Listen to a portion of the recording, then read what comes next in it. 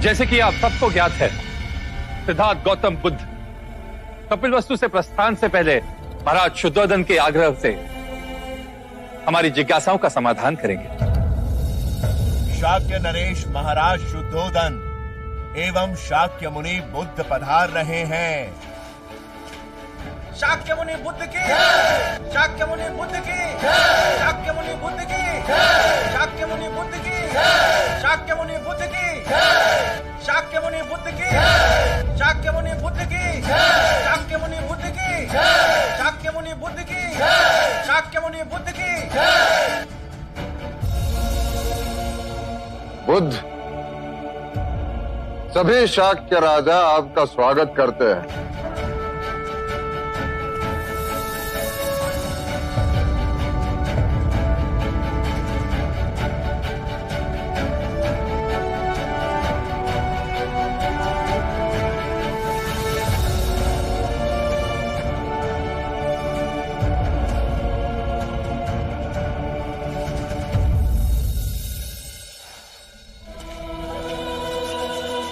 राजनीतिक जीवन में अर्थात प्रजा का शासन करने में आपका मार्ग हमें कैसे जागरूक कर सकता है? शासन ना करके। कृपया विस्तार से समझाएं। पहला भाव जो आपको आपके अंतर से खोना है वो है आपका अपना शासक भाव,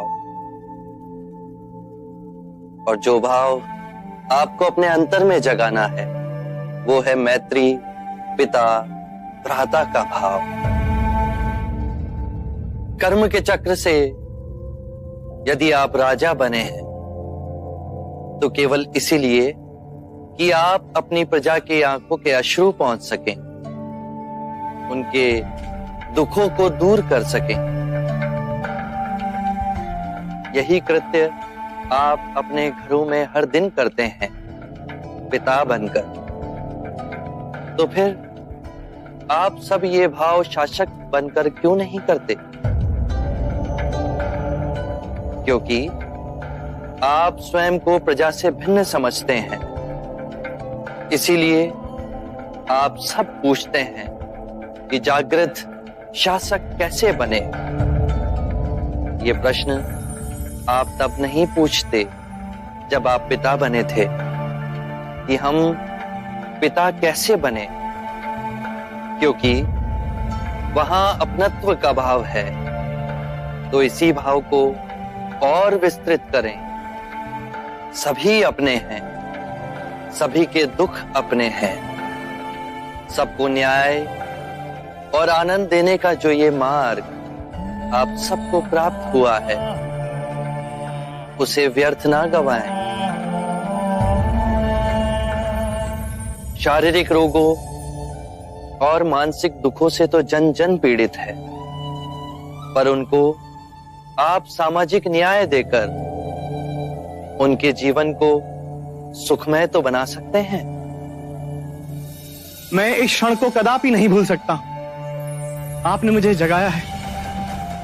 शाक्य मुनि बुद्ध की, शाक्य मुनि बुद्ध की, शाक्य मुनि बुद्ध की, शाक्य मुनि बुद्ध की, शाक्य मुनि बुद्ध की। आज आपने हमारे बंद हृदय का द्वार खोल दिया। आपका सूर्य जहां जहां चमकेगा वहां हर्ष और उन्नति परछाई बनकर आपके पीछे आएगी। आप स्वयं शाक्य के महाराज बनकर हमारा नेतृत्व करें तो जन जन का हित होगा महात्मन। आप हमें धन्य करें शाक्य मुनि बुद्ध। आप महाराज बने तो शाक्यगण की वृद्धि हो। आप हमारा नेतृत्व करें, आप हमारे राजा बने। हाँ, हमारे राजा बने। आप हमारे राजा बने। आप इस सिंहासन के योग्य हैं। मैं इसी क्षण आपको कपिलवस्तु का महाराज घोषित करता हूं। शाक्य मुनि बुद्ध की, शाक्य मुनि बुद्ध की, शाक्य मुनि बुद्ध की। आभार आप सबका। आप सभी मुझे शाक्य का महाराजा बनाना चाहते हैं। धर्मयुक्त राजनीति का पालन करते हुए प्रजा का भला करना चाहते हैं। क्या आप लोग ये नहीं चाहते कि मैं इसी प्रकार समस्त मानव जाति का कल्याण करूं? यदि मैं शाक्य महाराजा बना तो केवल शाक्य गणतंत्र तक ही सीमित रह जाऊंगा, परंतु अब सारी मानव जाति मेरी है। मैं समस्त मानव जाति का हूं। मैं हर राजा, हर सम्राट से मिलूंगा, उन्हें धर्म के मार्ग का पालन करते हुए राजनीति करने को कहूंगा।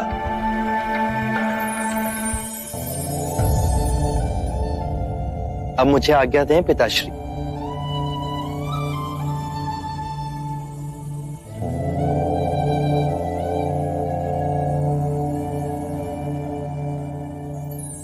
शाक्य मुनि बुद्ध की, शाक्य मुनि बुद्ध की, शाक्य मुनि बुद्ध की, शाक्य मुनि बुद्ध की, शाक्य मुनि बुद्ध की, शाक्य मुनि बुद्ध की, शाक्य मुनि बुद्ध की, शाक्य मुनि बुद्ध की, शाक्य मुनि बुद्ध की, शाक्य मुनि बुद्ध की। बुद्ध की विदाई आंसुओं से नहीं होगी।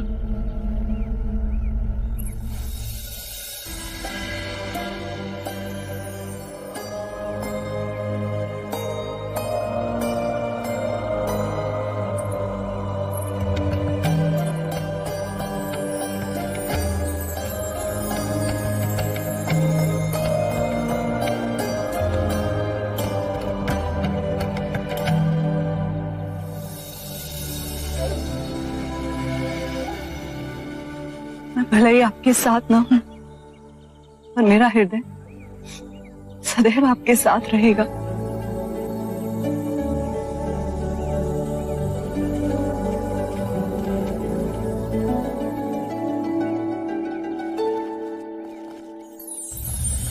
शाक्य मुनि बुद्ध की, शाक्य मुनि बुद्ध की, शाक्य मुनि बुद्ध की, शाक्य मुनि बुद्ध की, शाक्य मुनि बुद्ध की, शाक्य मुनि बुद्ध की, शाक्य मुनि बुद्ध की।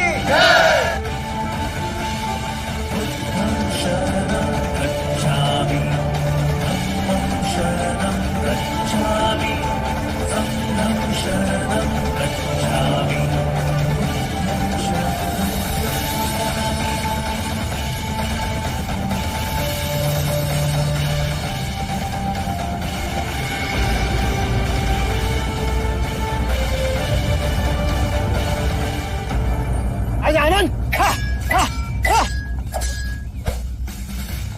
शाबाश, उत्तम,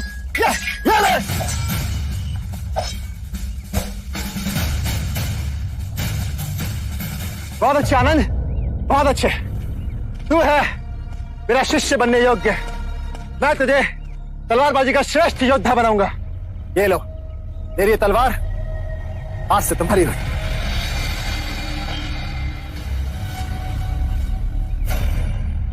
युद्ध के क्षेत्र में ये विचार करके बैठोगे तो सर धड़ से अलग कर दिया जाएगा महानाम। सोच रहे हैं अपना शीशी दे दे। बहुत दिनों से सोच रहे, पर अब निश्चय कर लिया, राहुल और नंद की तरह हम दोनों भी भिक्षुक बनेंगे। ओम भगवती भिक्षाम देहि। हम भूखे हैं, हमें भीख चाहिए। अरे मत आओ उस पाखंडी बुद्ध की बातों में। विष भरे तीर चला रहा है वो। अमृत है, आप नहीं समझेंगे ज्येष्ठ।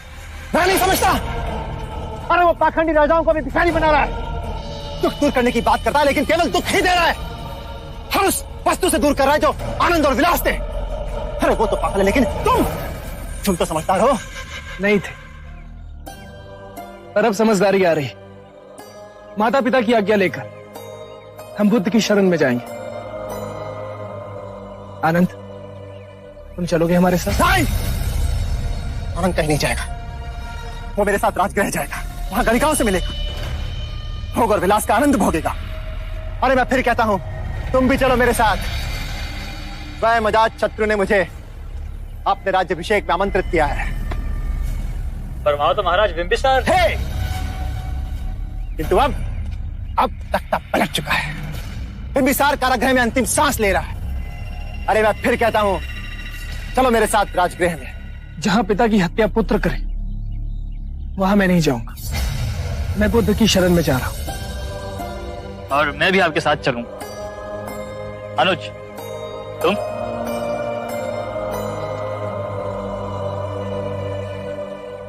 मैं भी आपके साथ जाऊंगा। थोड़े समझने की कोशिश करो। ये यदि कुएं में गिरते हैं तो नहीं गिरने दो, लेकिन तुम मेरे साथ राजगृह चलो। ज्येष्ठ, आप नहीं समझ रहे, पर जिस दिन से बुद्ध के चरण कपिल वस्तु में पड़े हैं, मेरा रोम रोम उनकी ओर बह रहा है। मैं तो नंद के साथ उसी क्षण संग में जाना चाह रहा था, पर संकोच में माता पिता से कह ना सका। पर अब मैं अपने मन में सब कुछ स्पष्ट कर चुका हूं। मैं बुद्ध की शरण में ही जाऊंगा।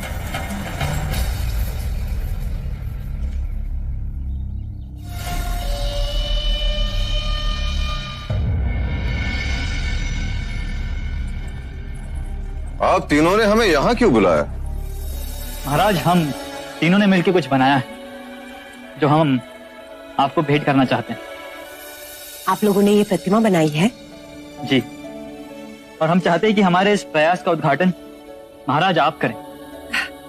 अवश्य।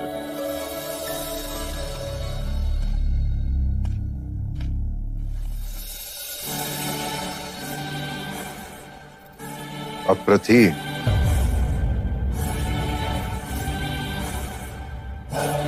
अप्रतिम भेंट है आपकी।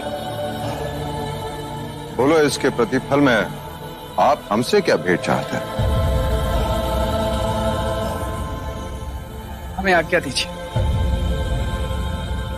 आज्ञा? कैसी आज्ञा? हम तीनों ने अपना मार्ग चुन लिया है।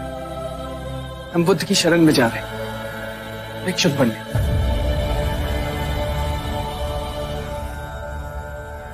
मेरे पुत्र भी भिक्षु बनना चाहते हैं? 3 पुत्र जने, वो भी हमें छोड़ के चले जाएंगे? माँ? नहीं, कोई नहीं जाएगा। मैं तुम्हारी माँ हूं, और इस पथ पर जाने से पहले तुम्हें मेरी मृत्यु शैया पर होकर गुजरना होगा। माँ, कृपया करके ऐसा प्रण ना ले। ये विचार आप लोगों के मन में कैसे आए? जब से बुद्ध का मनोरम रूप आंखों में बसा, हम तीनों अलग इसी सोच में थे, पर अब हमारा मार्ग स्पष्ट हो गया है। पर तुम तीनों कैसे जा सकते हो? जब राजकाज का भार उठाने की बारी आई तो तुम सन्यास की ओर जा रहे हो। पिताश्री, राजकाज का भार संभालने के लिए तो ज्येष्ठ देवदत्त भी है ना। हमारे बारे में नहीं सोचा? वृद्धावस्था में किसके सहारे जिएंगे हम? देवी, इन तीनों को मत रोको। एक समय मैं भी काल के आड़े खड़ा हुआ और अपनी मनमानी करने की सोची, परंतु काल ने मेरी सारी मनसों पर पानी फेर दिया। हुआ वही जो निमित्त था। सिद्धार्थ तो बिना आज्ञा लिए अपने पथ पर चला गया। ये तीनों कम से कम तुम्हारी आज्ञा तो मांगने आए हैं। जब हम माता पिता बनते हैं तो इस भ्रम में होते हैं कि हम अपने बच्चों के भाग्य विधाता हैं, परंतु जिसके प्रारब्ध में जो लिखा होता है वही होता है। और मेरे पुत्रों के प्रारब्ध में भिक्षु बनना? यदि इन्हें भिक्षु जीवन रास ना आए तो वो पुनः लौट भी सकते हैं।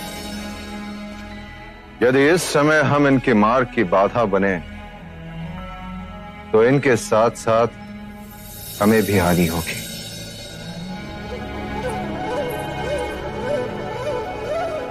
माँ, माता प्रजापति ने जिस धैर्य से बुद्ध को विदा किया था, उसी भावना से हमें मुक्त कीजिए। अगर हमें इस जन्म में मुक्ति नहीं मिली तो हमारा यह जीवन व्यर्थ जाएगा। माँ, आपकी आंचल की छाया छोड़ हम ऐसे वट वृक्ष की छाया में जा रहे हैं जो युगों युगों तक भूले भटके और प्यासे लोगों को विश्राम और शांति देगा। अब बुद्ध के चरणों में ही हमारा निर्वाण है।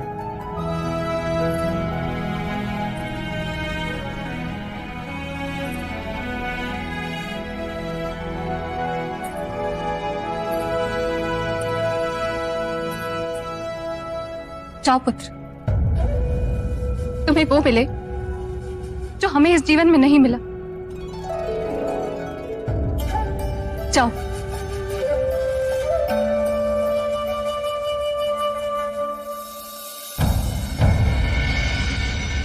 हरि ओम अग्निन्द्रोदं पुरोदधे अव्यवाहमुपब्रवे देवा आसादयादिह ॐ चत्वारि सिंहत्रयो अस्य पाद सप्तहस्तासो अस्य नीलपद्मो वृषभो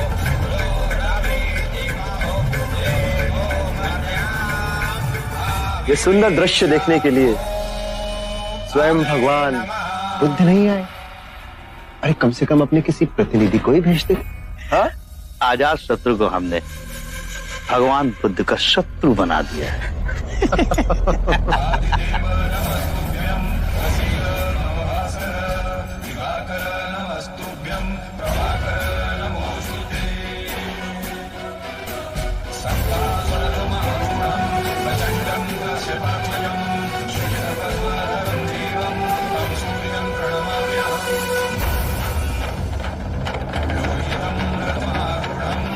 महाराज अजात शत्रु की, महाराज अजात शत्रु की, महाराज अजात शत्रु की, महाराज अजात शत्रु की, महाराज अजात शत्रु की, महाराज अजात शत्रु की। महाराज, प्रथा के अनुसार अब आपको राजमाता का आशीर्वाद लेना चाहिए। लज्जा नहीं आती तुझे? अपने ही पिता को कारागृह में डालकर अपने ही राज्याभिषेक के लिए मुझे बुलाने आया है तू? यदि वो आपके पति हैं तो मैं भी आपका पुत्र हूँ। मैं तेरी माँ नहीं, और आज इसी क्षण से तू भी मेरा पुत्र नहीं। चला जा मेरे सामने से, इससे पहले कि मेरे मुंह से तेरे लिए कोई श्राप निकले। महाराज, राजमाता के पास चले?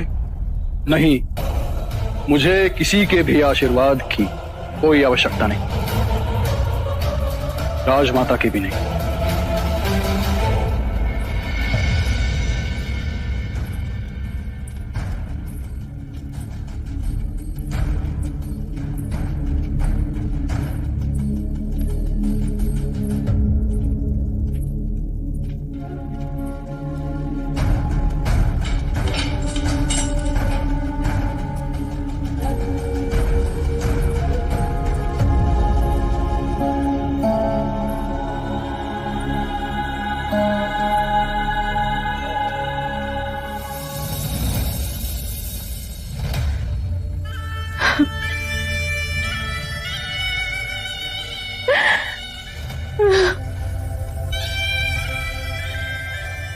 क्यों ऐसे अधर्मी के सम्मुख ढाल बनकर खड़े हैं? क्यों उस कायर को जीने के इतने अवसर प्रदान किए? सर्वनाश हो उसका। बस मत श्राप दो उसे, मत बनो उसके कुकर्म के भागीदार। अपने मन का क्लेश और ना बढ़ाओ। जो जिसका भोग है उसे भोगना है। आपको इस तरह भूखा मारने का प्रयास, और मैं इस तरह असहाय होकर ये सब अपनी आंखों के सामने देख रही हूं।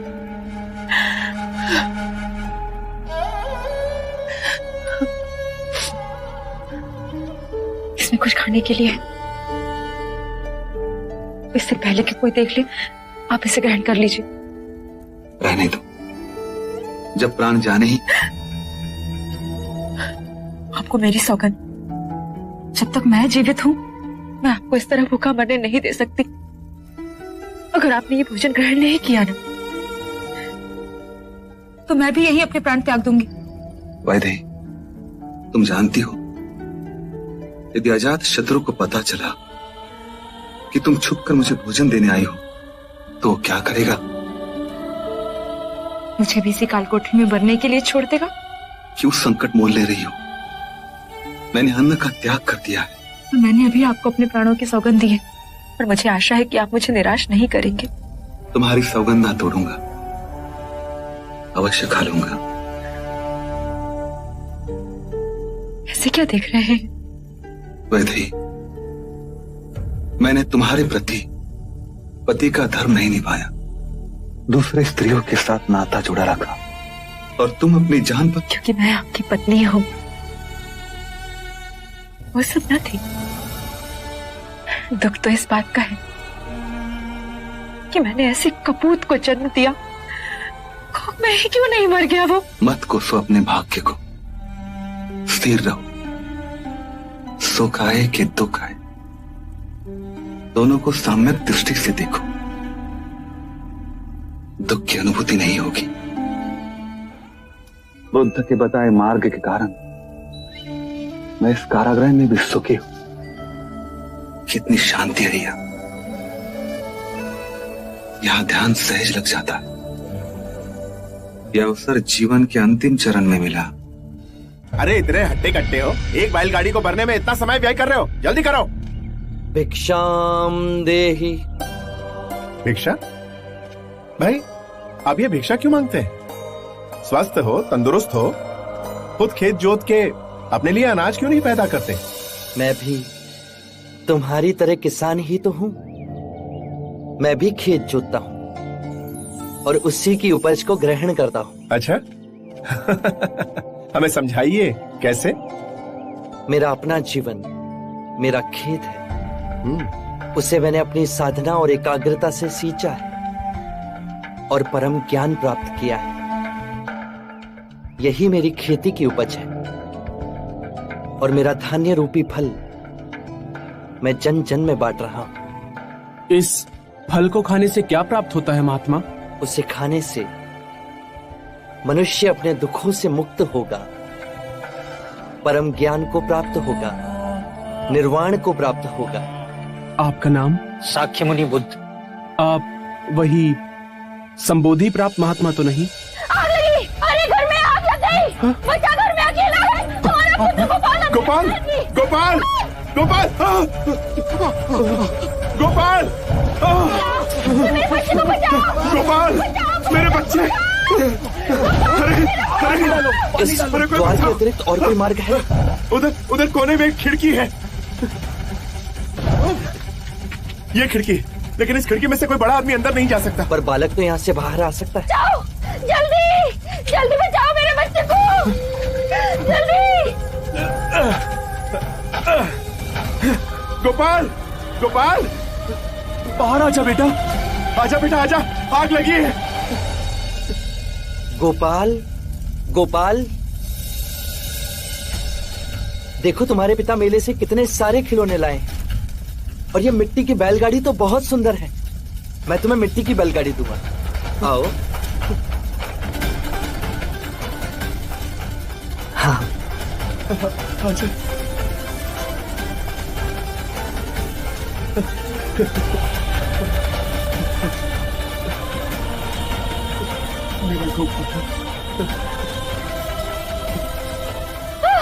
मेरा बच्चा!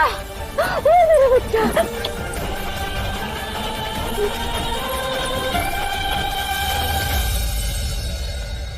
तुमने बुद्ध को अपशब्द कहे थे, पर उन्होंने तुम्हारे प्राणों से भी अधिक प्रिय तुम्हारे पुत्र को तुम्हें लौटा दिया।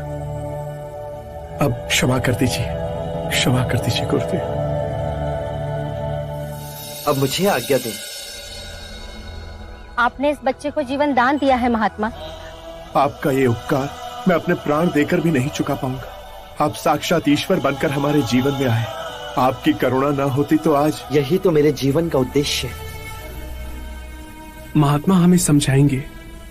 सुदत्त, मैं वासना, ईर्ष्या, क्रोध, मोह, लोभ से जलते घरों से लोगों को बाहर निकालता हूं। ये अग्नि जीवन को जला देती है। न जाने कितने लोग इस अग्नि की भेंट चढ़ चुके हैं। जैसे मैंने गोपाल को पुकारा, वैसे ही मैं सबको पुकारता हूं। उनके मन के द्वार इस अग्नि के ज्वर से बंद है, परंतु उनकी चेतना की एक छोटी खिड़की खुली है। गोपाल की तरह जो भी मेरी वाणी को सुन अपना पहला पग बढ़ाता है, उसे मैं इस अग्नि से सुरक्षित बाहर खींच लेता हूं, उन्हें मुक्ति का मार्ग दिखलाता हूं। और इसी तरह उनका पुनः जन्म होता है, जैसे कि मेरे गोपाल का हुआ।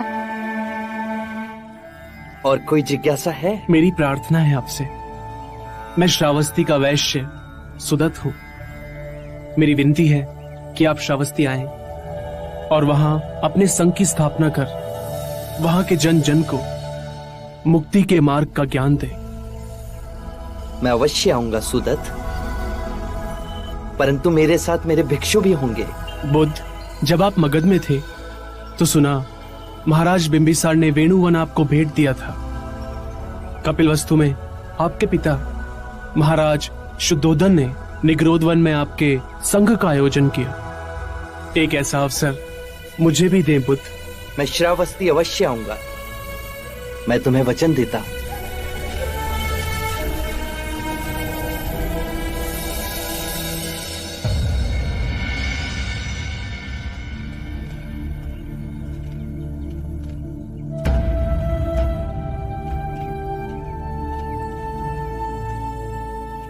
शुभ आत्माएं उजाले की ओर बढ़ रही हैं। हाँ गुरुदेव, हम अपने प्रिय बुद्ध के चरणों में अपने जीवन को समर्पित करने आए।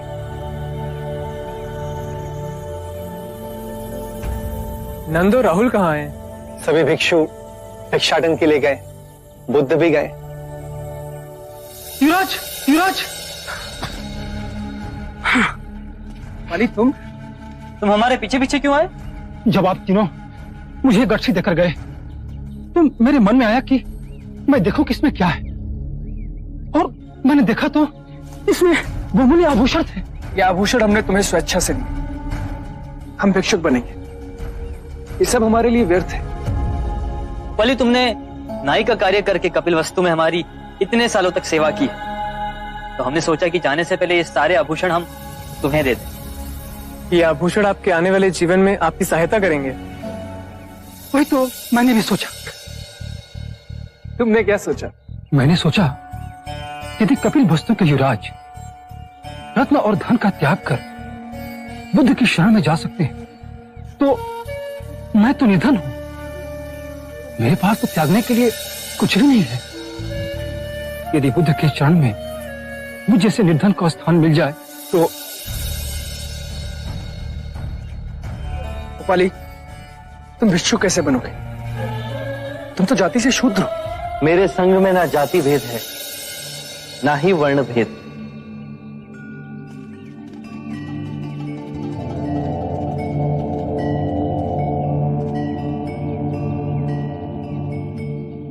मैं सर्वप्रथम दीक्षा उपाली को दूंगा। उपाली, संन्यास के लिए सब कुछ त्यागना पड़ता है, परंतु तुम्हारा त्याग सर्वोत्तम है।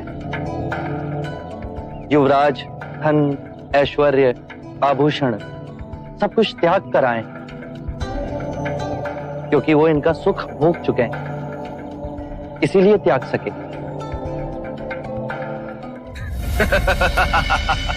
मित्र, आज बड़ा ही आनंद आया, किंतु एक बात है जो बार बार खटक रही है। कौन सी बात? जिसके कारण ये सारा उपद्रव हुआ, वो तो साफ बच गया। मेरे विचार से सबसे पहले उसे मार देना चाहिए। किसकी बात कर रहे हो तुम? सिद्धार्थ की। मित्र, तुम्हें यह कष्ट कभी ना देता, किंतु जब जब मैंने उसे मारना चाहा, तब हर बार उसके भाग्य ने उसे मुझसे बचा लिया। वो मेरे ही कारण तो संन्यास की राह पे चल पड़ा है। कुमार देवदत्त, ये बात आपने हमारे सामने कह दी, परंतु ये बात बाहर मत कीजिएगा। बुद्ध की हत्या का षड्यंत्र भी किया तो समूचे मगध में हम सबको विरोध का सामना करना पड़ सकता है। हाँ महाराज, कुलगुरु सत्य कह रहे हैं। आपने महाराज बिंबिसार को कारागृह में डाल दिया, प्रजा फिर भी शांत है, परंतु कब तक? हमें यह नहीं भूलना चाहिए, महाराज बिंबिसार के विश्वसनीय अब भी हमारे चारों ओर। आपके अभिषेक के विरुद्ध जितनों ने खुलकर विरोध किया, उन्हें तो हमने कालकोठरी में डाल दिया। और जो बच गए वो केवल एक अफसर की ताक में होंगे, और यदि वो किसी समय संगठित हो गए तो ढूंढ ढूंढ के मारियो उन्हें महाराज, ढूंढ ढूंढ के। क्योंकि यदि कल आप युद्ध पे गए और वापस लौटने पर मगध के किले के द्वार आपके लिए ही बंद कर दिए गए और महाराज बिंबिसार स्वयं मगध के सिंहासन पर विराजमान हो गए तो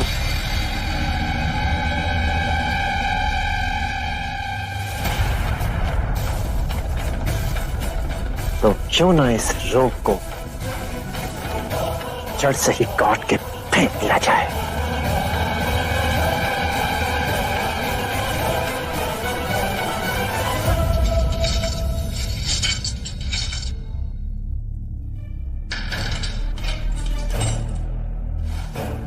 महाराज, महाराज, खुद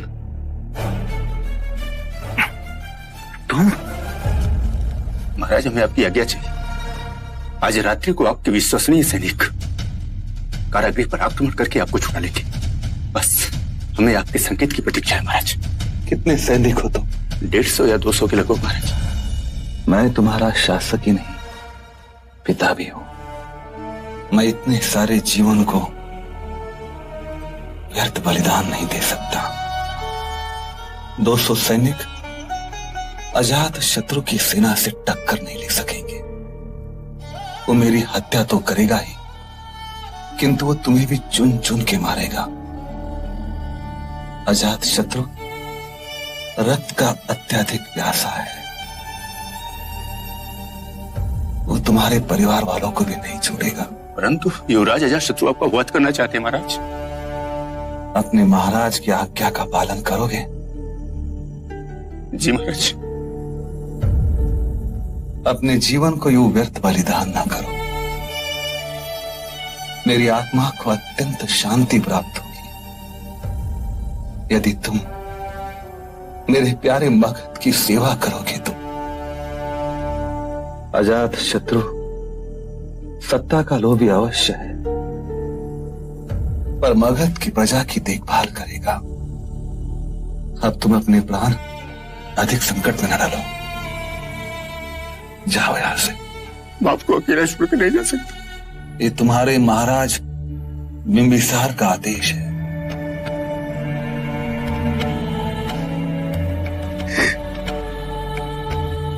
खुद तुम मुझे अपनी कटार दोगे? जी महाराज, आत्मरक्षा के लिए इतनी सी कटार उपयुक्त नहीं। आत्मरक्षा हेतु इस कटार से मैं अजात शत्रु को पितृ हत्या के पाप से सदा सदा के लिए मुक्त कर दूंगा।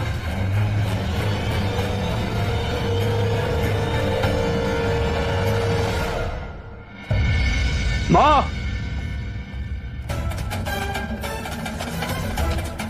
मैंने आदेश दिया था कि कोई भी महाराज को भोजन नहीं देगा, किंतु आपने कई बार मेरे आदेश की अवहेलना की और छुपते छुपाते महाराज को भोजन दिया। दूंगी, हर बार भोजन दूंगी उन्हें और हर बार अवहेलना करूंगी। क्या करोगे? हत्या करोगे तो कर दो। देखो मेरी आंखों में, तुम जब मेरी कोख में थे ना, मुझे तुम्हारे पिता का रक्त पीने की इच्छा हुई। उन्होंने एक क्षण के लिए भी नहीं सोचा, तुरंत अपनी हथेली काट दी और मेरे रक्त पीने की इच्छा को पूरा किया। उसी पल हमारे ज्योतिषी ने भविष्यवाणी की, ये होने वाला शिशु अपने ही पिता का वध कर देगा। मुझे ये बात पता चली, मैंने तुम्हें गिराने की बहुत कोशिश की, लेकिन वो तुम्हारे पिता ही थे जिन्होंने मुझे रोक दिया।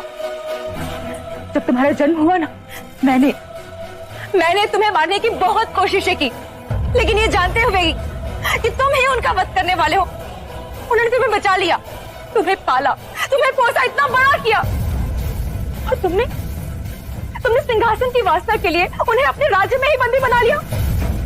निर्मम अत्याचार कर रहे हो उन पर। लोग तो अपने मृत्यु प्राप्त पिता को पितृ तर्पण करते हैं,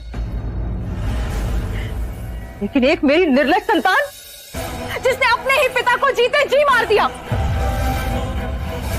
दूंगी, हर दिन उन्हें भोजन अवश्य दूंगी, जो कर सकते हो कर लो।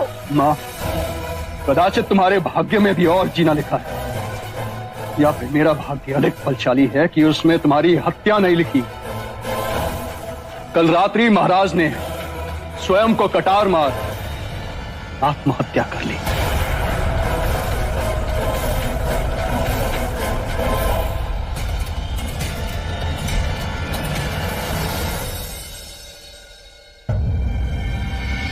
एक नगर वधू महाराज ने पत्नी का दर्जा दिया,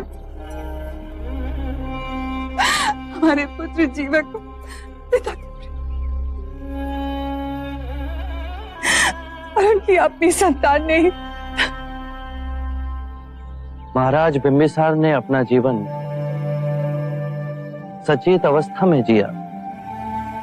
जो भी मनुष्य अपने जीवन को ध्यान पूर्वक जीता है, उसे मृत्यु का भय नहीं होता। आम्रपाली, नहीं था भय महाराज को, पर मेरे हृदय में अजात शत्रु के लिए जो घृणा भरी हुई है, घृणा से घृणा मिटाई नहीं जा सकती। घृणा प्रेम से मिटती है, और यही प्रकृति का अटल सिद्धांत है। तो मुझे मार्ग दिखाइए बुद्ध। जो समय बीत गया उसमें मत उलझे रहो, और ना ही आने वाले समय के स्वप्नों को देखो। इसी क्षण में स्वयं को केंद्रित करो। जो असहनीय वेदना है तुम्हें, उससे मुक्ति मिलेगी। आरंभ हो गई निर्वाण प्रथा, सुनो सुनो ये बुद्ध कथा।